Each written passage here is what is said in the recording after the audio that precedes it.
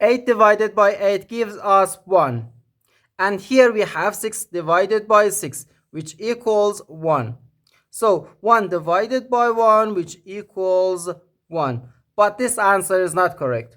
Because according to the order of operations, when we have more than one division in an expression, we have to work from left to right.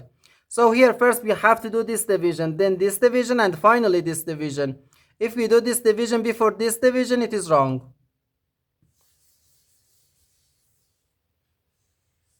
So first 8 divided by 8, which equals 1. So 1 divided by 6 and again divided by 6.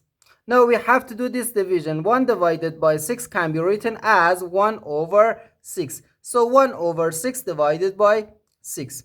Now, according to the KCF rule, K stands for keep, C stands for change, and F stands for flip.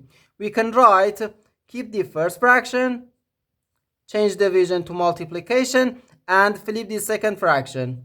So we have 1 over 6 times 1 over 6, which equals 1 times 1 gives us 1. So 1 over 6 times 6, which equals 36.